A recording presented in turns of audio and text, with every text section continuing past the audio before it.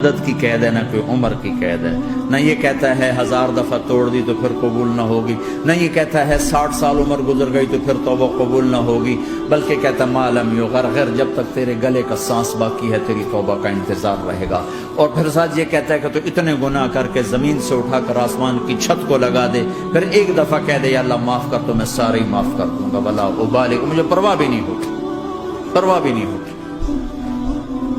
میرا ایک شاگرد ہے کراچی میں، اس کے مسجد کے ساتھ ایک عورت تھی، وہ لڑکیاں سپلائی کرتی تھی، کس قدر بدترین کام۔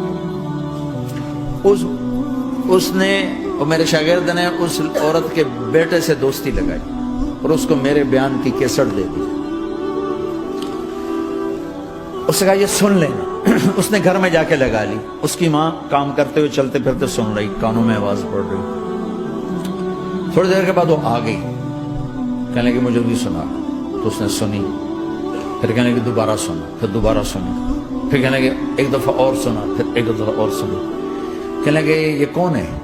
پتہ نہیں کون ہے۔ کہ کس نے دی؟ کہ یہ مولوی صاحب جو مسجد کا، اس نے دی۔ تو اس نے بیٹے کو لیا اور مسجد کے دروازے پر آ کے، لوگ تراویح پڑھ کے نکل رہے تھے، انہوں نے کہا میں یہاں کے امام سے ملنا چاہتی ہوں۔ تو آ گیا، امجد نام ہے اس کا، کہا مولوی صاحب یہ کیسٹ آپ نے دی ہے؟ کہا جی۔ یہ کون ہے؟ کہ میرا استاد ہے۔ کیا نام ہے؟ طارق جمیل۔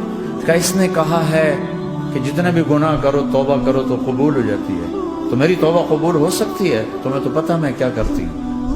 کہاں بی بی، توبہ تو سب کی قبول ہے۔ کہ اچھا پھر میں تمہیں گواہ بناتی ہوں، میری توبہ، میری توبہ۔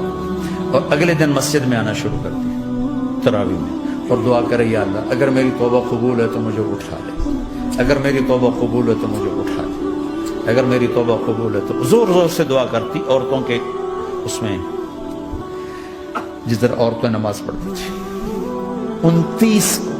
29 کی رات سجدے میں اللہ نے اس کو موت دی تھی۔